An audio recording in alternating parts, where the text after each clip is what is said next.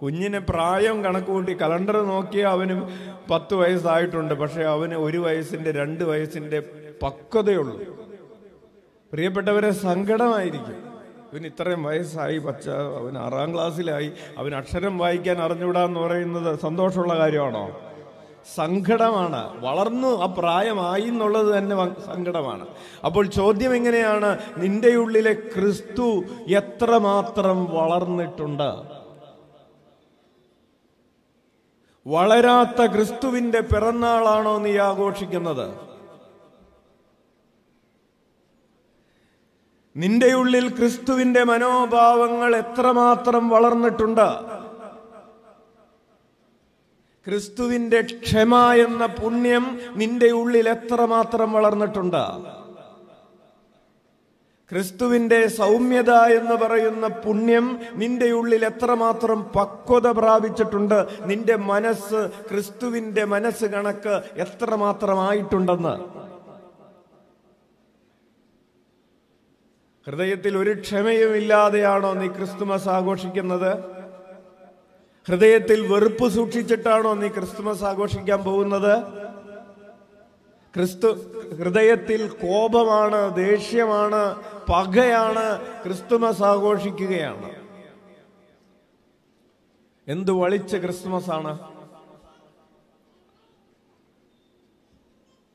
അപ്പോൾ ചോദ്യം ഇങ്ങനെയാണ്, നിന്റെ ഹൃദയത്തിൽ എത്രമാത്രം ക്രിസ്തുവിന്റെ വിശുദ്ധിയോടുകൂടെയാണ് കുഞ്ഞെ നീ ക്രിസ്തുമസ് ആഘോഷിക്കുന്നത്? ക്രിസ്തുവിന്റെ വിശുദ്ധിക്ക് നിന്റെ ഹൃദയത്തിൽ എത്രമാത്രം വളർച്ച പ്രാപിച്ചിട്ടുണ്ട്?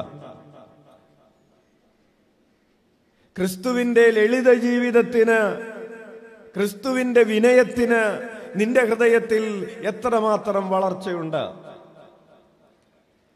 ക്രിസ്തുവിന്റെ ആത്മനിയന്ത്രണത്തിന്, ക്രിസ്തുവിന്റെ കരുണയ്ക്ക് നിന്റെ ഉള്ളിൽ എത്രമാത്രം വളർച്ചയുണ്ട്?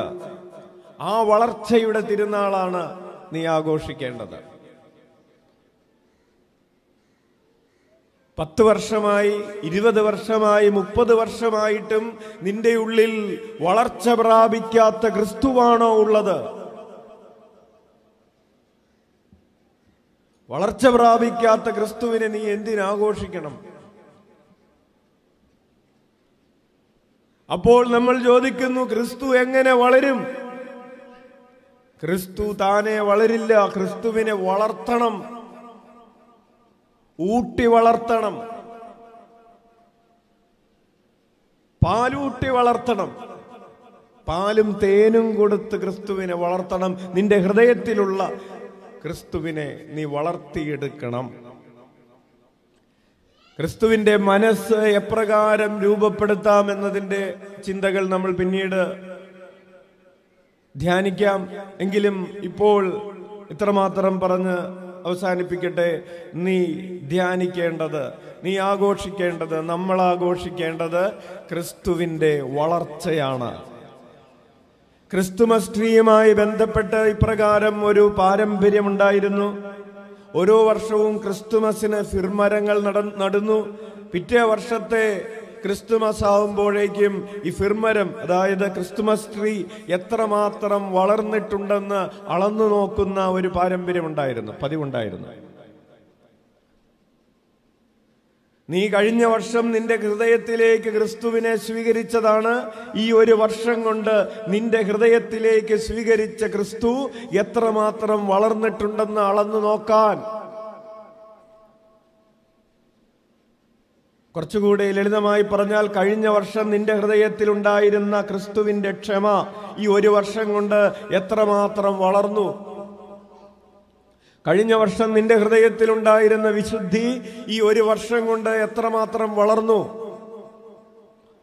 കഴിഞ്ഞ വർഷം നിന്റെ ഹൃദയത്തിലുണ്ടായിരുന്ന സൗമ്യതയായിക്കൊള്ളട്ടെ, ആത്മനിയന്ത്രണമായിക്കൊള്ളട്ടെ, ദയയായിക്കൊള്ളട്ടെ, നന്മയായിക്കൊള്ളട്ടെ, ഒരു വർഷം കൊണ്ട് എത്രമാത്രം വളർന്നെന്ന് അളന്നു നോക്ക്.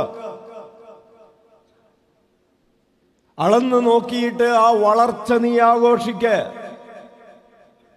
വളർച്ചയുടെ തിരുനാളാണ് ജന്മദിനത്തിന്റെ തിരുനാൾ. എല്ലാ വർഷവും നക്ഷത്രമിട്ട് പുൽക്കൂട് കെട്ടി ഭക്ഷണം കഴിച്ച് അവസാനിപ്പിച്ച് പിന്നത്തെ വർഷത്തേക്ക് സൂക്ഷിച്ചു വെച്ചിരിക്കുകയാണ്. അപ്പോൾ നിനക്ക് വളർച്ച അളന്ന് നോക്കിയിട്ടാണെങ്കിൽ, നിന്റെ ഉള്ളിലെ ക്രിസ്തു എത്രമാത്രം വളർന്നിട്ടുണ്ടെന്ന് അളന്ന് നോക്കിയിട്ടാണ് നീ ക്രിസ്തുമസ് ആഘോഷിക്കാൻ പോകുന്നതെങ്കിൽ നിനക്ക് ആഘോഷിക്കാൻ പറ്റുമോ?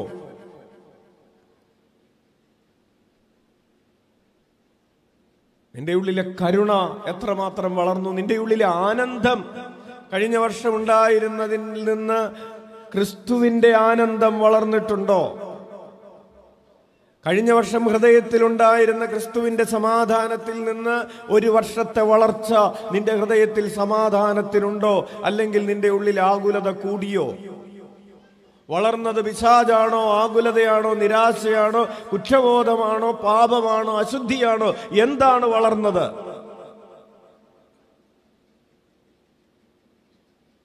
ആരാണ് വളർന്നത്? ആരെയാണ് നീ ഒരു കൊല്ലം കൊണ്ട് വളർത്തിയത്? നിന്റെ ഉള്ളിൽ എന്താണ് നീ വളർത്തിക്കൊണ്ടിരിക്കുന്നത്? അപ്പോൾ ഒന്നാമത്തെ ചിന്ത, നിന്റെ ഉള്ളിലെ ക്രിസ്തുവിന് എത്രമാത്രം വളർച്ചയുണ്ട്. 2, ഇതാ ക്രിസ്തുമസിൽ നമ്മൾ നക്ഷത്രങ്ങൾ തെളിക്കുന്നു. നക്ഷത്രം ലോകത്തോട് പറഞ്ഞത് ഇവിടെ ദൈവ സാന്നിധ്യമുണ്ടെന്നാണ്. ആകാശത്ത് തെളിഞ്ഞ നക്ഷത്രം കണ്ടപ്പോൾ ജ്ഞാനികൾ തിരിച്ചറിഞ്ഞു ദൈവം പിറന്നിരിക്കുന്നു. അന്വേഷിച്ച് നടന്നു. ഒടുവിൽ ഇതാ നക്ഷത്രം ഈശോ കിടന്ന പുൽക്കൂടിന് മുകളിൽ വന്നു നിന്നു. ആ പുൽക്കൂട്ടിൽ ക്രിസ്തു ഉണ്ടായിരുന്നു. നമ്മുടെ ഭവനങ്ങളിൽ തൂക്കുന്ന നക്ഷത്രം കൊണ്ട് നമ്മൾ ലോകത്തോട് പറയുന്നത് ഇതാണ്: ഈ ഭവനത്തിൽ ക്രിസ്തു ഉണ്ട്.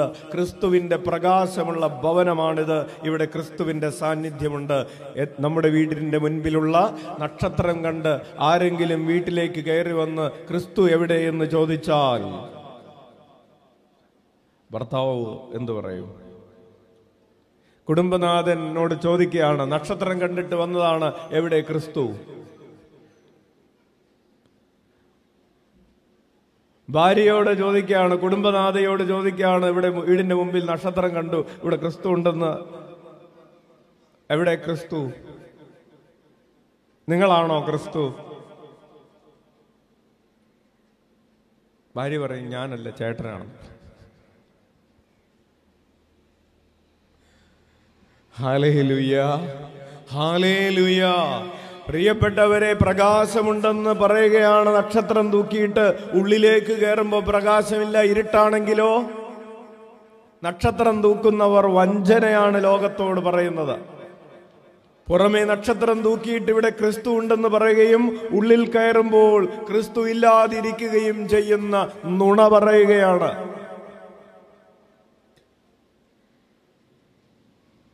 അപ്പോൾ നക്ഷത്രം തൂക്കുന്നവർ ശ്രദ്ധിക്കുക. വീടിന് മുൻപിൽ പട്ടിയുണ്ടെന്ന് എഴുതി വെക്കുകയും പട്ടി ഇല്ലാതിരിക്കുകയും ചെയ്യുകയാണ്. നക്ഷത്രം തൂക്കി കർത്താവുണ്ടെന്ന് പറയുകയും ഉള്ളിലും ഒരിടത്തും കർത്താവ് ഇല്ലാതിരിക്കുകയും ചെയ്യുന്ന നുണ പറയാതിരിക്കാം. ക്രിസ്തു ഉണ്ടാകട്ടെ. Hallelujah, hallelujah. പുൽക്കൂട് നമ്മെ പഠിപ്പിക്കുന്ന ഒരു പാഠമുണ്ട്. പുൽക്കൂട്ടിലുള്ള എല്ലാവരും, ഔസേപ്പിതാവും മാതാവും ആട്ടിടയന്മാരും ഇനി ആടുകളും എല്ലാം എങ്ങോട്ടാണ് പ്രിയപ്പെട്ടവരെ നമ്മൾ തിരിച്ചു വെക്കാറ്? ഉണ്ണീശോ ഇവിടെ കിടക്കുന്നു, ഔസേപ്പിതാവ് മുകളിലേക്ക് നോക്കി തിരിഞ്ഞു നിൽക്കുകയാണോ? ആണോ? അല്ല, ഔസേപ്പിതാവ് ഇതാ ഉണ്ണീശോയിലേക്ക് തിരിഞ്ഞു നിൽക്കുന്നു. മാതാവ് പുൽക്കൂട്ടിൽ ഉണ്ണി കിടക്കുന്നു, മാതാവ് അടുക്കളയിൽ ഇറച്ചി മുറുക്കുകയാണോ പുൽക്കൂട്ടിലിരിക്കുമ്പോ? ആണോ? അല്ല, മാതാവും ഇതാ ഉണ്ണിയേശുവിലേക്ക് തിരിഞ്ഞു നിൽക്കുന്നു.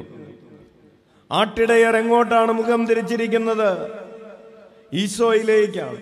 പൂജരാജാക്കന്മാരെ നമ്മൾ പുൽക്കൂട്ടിൽ വെക്കുമ്പോ ഈശോയുടെ അടുത്തേക്കുള്ള വഴിയിൽ ഇതാ ഈശോയിലേക്ക് തിരിഞ്ഞ് അവർ നടന്നെടുത്തുകൊണ്ടിരിക്കുകയാണ്. അതായത് പുൽക്കൂടിന്റെ ശാസ്ത്രം ഇതാണ്. അവർക്ക് വിളിക്കാം, ഈശോയേ, ഈശോയേ. എല്ലാം ഈശോയിലേക്ക് തിരിഞ്ഞിരിക്കുന്ന, എല്ലാം ഈശോയിലേക്ക് കേന്ദ്രീകൃതമായിരിക്കുന്ന സാഹചര്യമാണ് പുൽക്കൂട്. കരമടിച്ച കർത്താവിന് നന്ദി പറയാം. അപ്പോൾ നിന്റെ കുടുംബം ഒരു പുൽക്കൂട് പോലെയാകണമെങ്കിൽ, വീട്ടിൽ മനോഹരമായി അല്ലെങ്കിൽ 1 ലക്ഷം രൂപയ്ക്ക് 2 ലക്ഷം രൂപയ്ക്കൊക്കെ പലയിടത്തും പുൽക്കൂടുകൾ ഉണ്ടാക്കുകയും അത് കാണാൻ പോവുകയൊക്കെ നമ്മൾ ചെയ്തിട്ടുണ്ട്. പക്ഷേ ചോദ്യം ഇതാണ്, നിന്റെ കുടുംബം ക്രിസ്തുവിലേക്ക് തിരിഞ്ഞിരിക്കുന്ന കുടുംബമാണോ? ക്രിസ്തുവിന് ഇടമുള്ള കുടുംബമാണോ?